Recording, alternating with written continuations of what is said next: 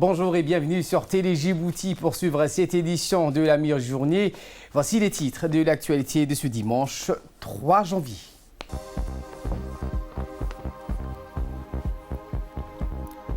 Le ministre de la Défense, Hassan Omar Mohamed, inspecte le bataillon Hill 8 au camp Mariama dans la région d'Arta. Et dans l'actualité internationale, nouveau record de contamination aux États-Unis, le Brésil toujours fragile.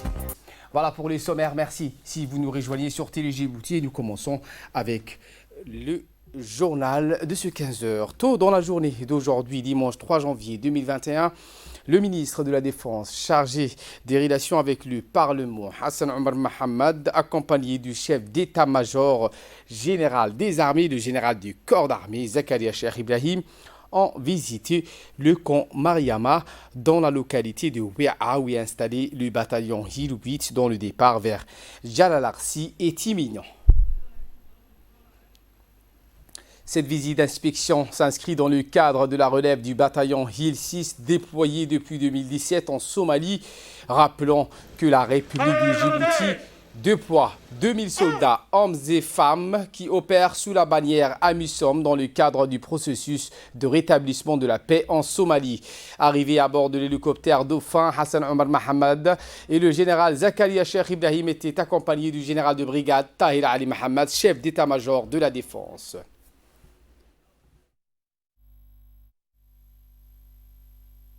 Élément piqué de la rassemblée, lieutenant Bourhan Adel Bourhan de la première compagnie de la 8e bataillon Hill pour vous rendre les honneurs. De l'hélicoptère, la commission était accueillie par le colonel-major Mohamed Rayad Ghili, chef de la division logistique, et le lieutenant-colonel Mohamed Omar Assoué, commandant le bataillon Hill 8. Parmi les autorités civiles de marque, on notait la présence du préfet de la ville d'Arta, Mohamed Cheikh Hassan, le président du conseil régional d'Arta, Elmibouh Goudaadé. Du côté militaire, ont participé le général Comfort, commandant les forces françaises stationnées à Djibouti, le chef d'état-major de la gendarmerie nationale, le directeur de la police nationale, le colonel commandant des gardes-côtes djiboutiennes, le directeur de l'académie militaire d'Arta, le chef de corps du régiment d'action rapide et les grands responsables des FAD, les forces armées djiboutiennes. Dans la foulée, le ministre de la Défense chargé des relations avec le Parlement, Hassan Omar Mohamed, accompagné du chef d'état-major général des armées, le général du corps d'armée, Zakaria Cheikh Ibrahim, ont procédé ensemble à la revue des troupes. Rappelons que le bataillon Hill 8 est placé sous le commandement du lieutenant-colonel Mohamed Omar Assoué et se trouve depuis une année à Mariama afin de parfaire leur formation militaire d'opérationnalité spécifique avant tout déploiement. Une fois donc assis à la tribune, le lieutenant-colonel Mohamed Omar Assoué, commandant le bataillon Hill 8, s'est adressé au ministre de la Défense chargé des relations avec le Parlement pour lui donner un bref aperçu ainsi que le parcours entamé par le bataillon Hill 8 depuis sa montée en puissance jusqu'à sa formation de mise en opération et son pré-déploiement. Le lieutenant-colonel Mohamed Omar Assoué a affirmé que le bataillon est passé par 3 phases, à savoir la phase de montée en puissance, la phase de préparation d'opérationnalité et la phase de pré-déploiement. Voici donc les propos du lieutenant-colonel Mohamed Omar Assoué. En réalité. Donc, 4 compagnies de combat, une unité de compagnie de commandement et de logistique et une unité de... Nous avons eu 3 phases. Une phase de préparation opérationnelle qui a été terminée, qui s'est déroulée sur à peu près 4 mois. Le ministre de la Défense chargé des relations avec le Parlement, Hassan Omar Mohamed, a tenu donc à s'adresser au bataillon Hill 8 pour les encourager et les exhorter à donner de meilleur d'eux-mêmes afin d'accomplir de la meilleure des façons leur mission. Voici un extrait de son discours. C'est un plaisir particulier pour moi de présider ici à Mariama la cérémonie marquant le départ en Somalie du bataillon Hill 8 qui prendra la relève du bataillon Hill 6 à Hiran, à Jalalaxi. Cette relève aura lieu du 6 au 15 janvier 2021. Cette année, les préparatifs en vue du déploiement du bataillon Hill 8 se sont déroulés différemment des années précédentes en raison de la pandémie du Covid-19. En effet, les différentes unités du bataillon Hill 8 ont suivi une formation décentralisée dans le corps et formation avant le regroupement final ici à Mariama. La République de Djibouti s'est engagée depuis 2011 en Somalie dans le cadre de la MISOM afin d'aider ce pays frère à sortir de sa crise qui perdure depuis plus de 30 ans. La consolidation de la paix et de la sécurité dans la sous-région demeure pour nous, et en premier lieu, Son Excellence, M. Ismaïl Omar Guelleh, président de la République, un engagement sécuritaire d'une grande priorité, car aucun développement ne peut être envisagé de façon durable sans ces deux éléments. Je veux saluer hautement l'engagement exemplaire de nos soldats qui accomplissent cette mission difficile, mais en même temps importante, car en luttant contre le terrorisme en Somalie, nous combattons aussi le risque de son extension dans la sous-région. Votre déploiement en Somalie dans le secteur 4 Hiran arrive à un moment où la Somalie s'apprête à organiser des élections présidentielles. À ce titre, il vous appartient d'être plus vigilant et d'être à la hauteur de vos responsabilités pour le déroulement en toute sécurité de cet événement important. Durant les 10 années de présence des forces djiboutiennes en Somalie, le contingent qui vous ont précédé ont réalisé un travail remarquable et ont pu gagner la confiance de la population somalienne. Les actions louables menées par nos hommes et appréciées par la communauté internationale constituent la fierté de la République de Djibouti. Hassan Omar Mohamed Burhan a rappelé le caractère spécifique de cette relève qui intervient dans un contexte de lutte contre le coronavirus qui sévit dans le monde et a fortement ébranlé l'ordre et l'économie mondiale. Le ministre de la Défense n'a pas manqué de souligner l'engagement de nos soldats dans la consolidation de la paix et la sécurisation de la sous-région. Voici ses propos. Au nom du président de la République, du gouvernement, du peuple djiboutien, à mon nom personnel et au nom du chef d'état-major général des armées, je tiens à vous exprimer mes encouragements et vous assure de mon soutien total durant votre mission. En m'adressant au lieutenant-colonel Mohamed Omar Assoui, commandant le bataillon Hill 8, je voudrais d'abord vous féliciter pour votre nomination à la tête de ce bataillon.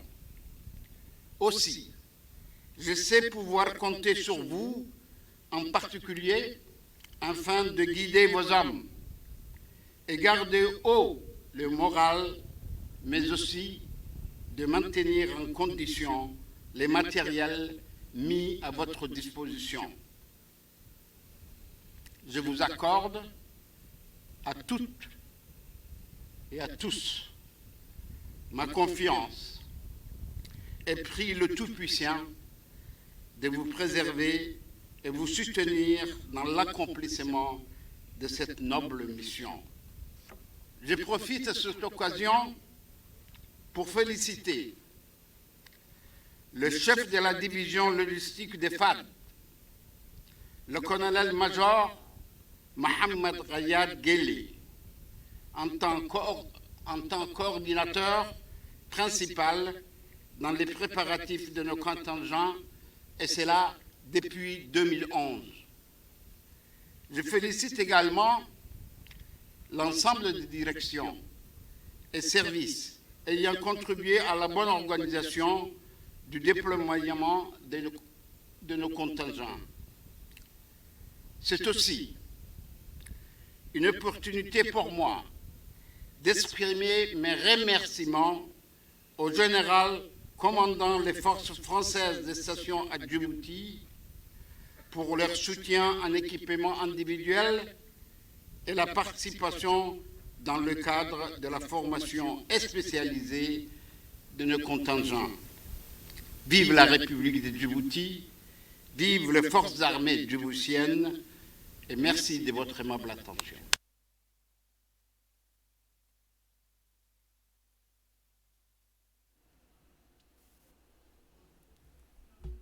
Et pour clôturer cette cérémonie, le commandement militaire a convié tous les invités à un petit déjeuner autour d'une table dans une ambiance sereine et animée par des chants et danses traditionnelles.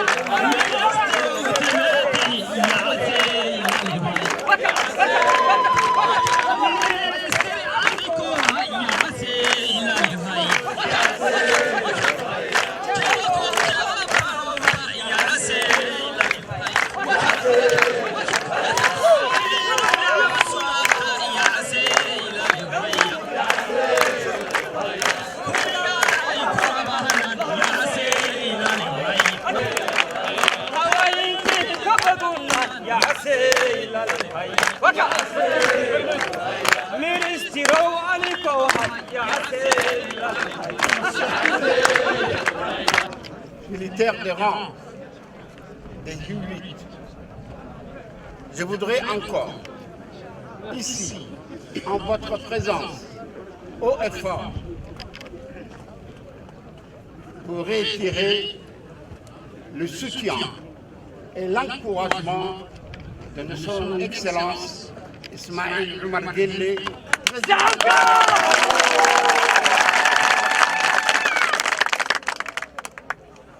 Il est avec vous.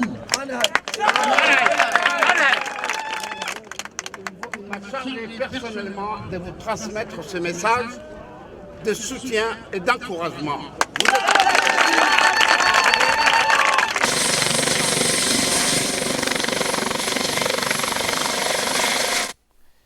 Voilà ce qu'on pouvait dire sur ces hommes en uniforme, le bataillon Hill 8 qui seront bientôt déployés dans la région de Hiran, notamment dans la localité de Djalalaxi. Autre actualité de ce 15h, dans le cadre de la politique de l'employabilité et particulièrement la promotion de l'insertion socio-professionnelle des jeunes, le ministère du Travail, chargé de la réforme de l'administration, en étroite collaboration avec le secrétaire d'État à la jeunesse et au sport, a mis en place des pôles d'emploi reliés à la NEFIP dans les différents centres de développement communautaire de la capitale, les CDC.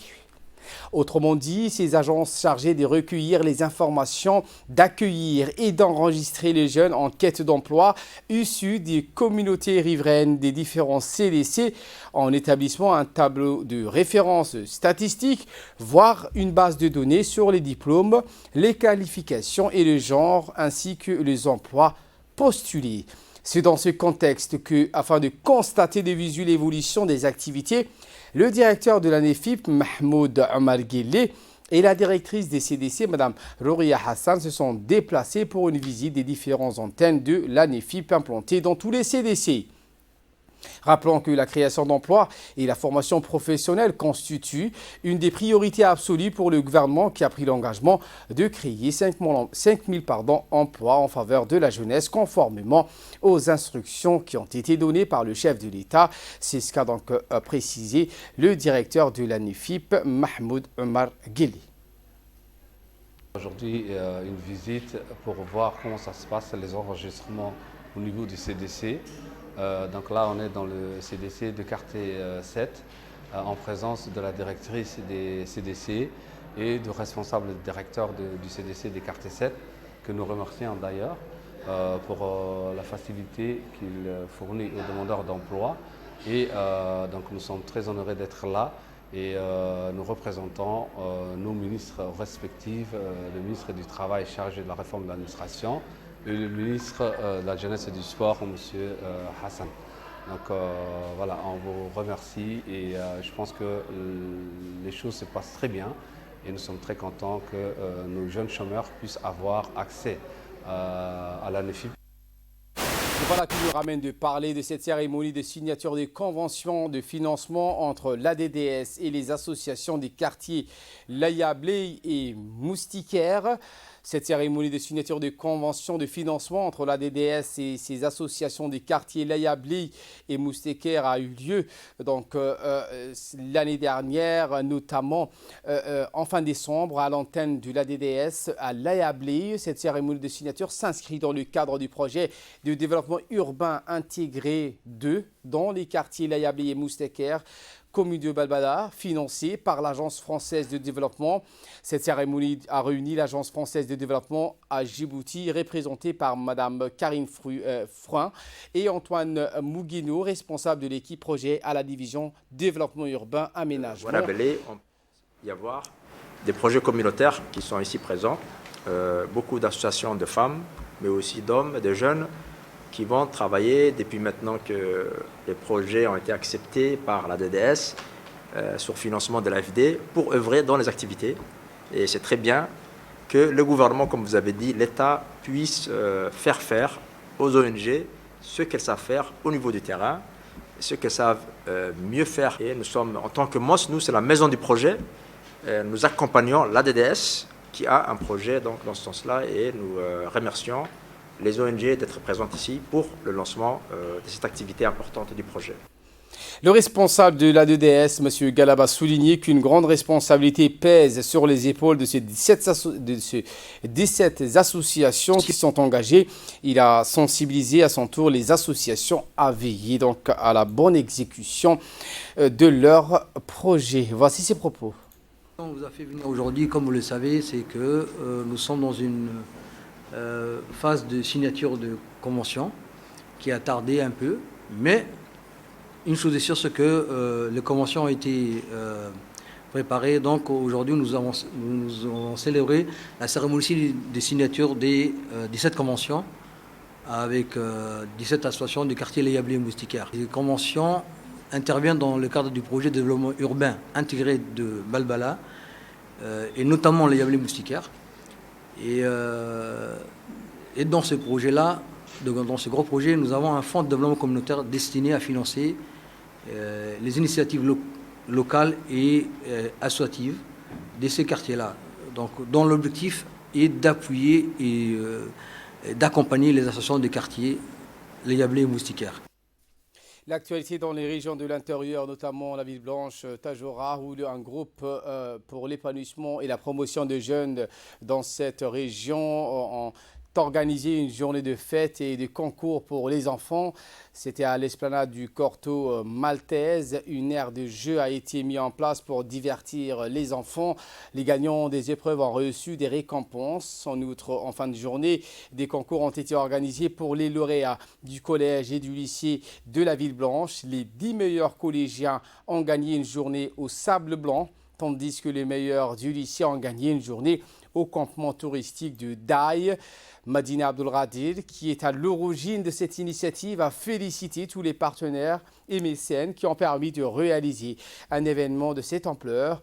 On prépare à cette journée plusieurs acteurs de la région, à savoir la principale du collège de Tadjoura, les directeurs des écoles, les conseillers pédagogiques de l'éducation et les parents d'élèves.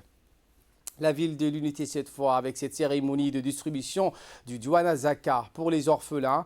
C'était avant-hier au sein du centre Markazia Rahma de la ville du Jikil, organisé par la fondation Douana Zaka. Ce dernier a procédé à la distribution de la seconde tranche des cotisations de parrainage de l'année 2020. Donc en gros, plus de 83 enfants orphelins bénéficient d'une somme de 15 000 francs. On prépare à cette cérémonie le directeur de la fondation Douana Zakat, M. Adan Hussein Adan, le préfet adjoint Fouad Aoubakar, ainsi que les responsables de Markazia Rahma et les parents de ces élèves orphelins. Et de là, nous passons en nouvelles du monde. L'Inde compte vacciner 300 millions de personnes d'ici mi-2021. L'Inde a mené ce week-end des simulations de vaccination à travers tout le pays avant de lancer peut-être cette semaine une campagne massive de vaccination contre le Covid-19 de ce pays d'1,3 milliard d'habitants. Une commission gouvernementale a recommandé ce vendredi d'utiliser le vaccin développé par l'université d'Oxford. Nouveau record de contamination aux États-Unis. Le Brésil toujours fragile. Les États-Unis ont battu ce week-end un nouveau record du nombre de contaminations quotidiennes au Covid-19 avec 346 000 nouveaux cas selon l'université Johns Hopkins, dont les bilans font référence. Les États-Unis, de loin le pays le plus durement frappé par le Covid-19, recense un total de 20,38 millions de cas depuis le début de la pandémie et 349 920 morts. Pour la seule journée de ce samedi, 2378 personnes sont décédées du Covid-19 aux États-Unis. Un mot de sport pour clore l'actualité. La Ligue des Champions, Mauricio Pochettino, nouvel entraîneur du PSG. L'année 2021 au PSG commence avec un changement au poste crucial de coach. Le club parisien a officialisé ce week-end samedi la nomination de l'entraîneur argentin Mauricio Pochettino qui succède à l'Allemand Thomas Tuchel dont le départ avait été confirmé en début de semaine. Voilà pour l'essentiel de ce 15h. Merci à vous de nous avoir suivis et très bon suivi des programmes sur Télé Djibouti.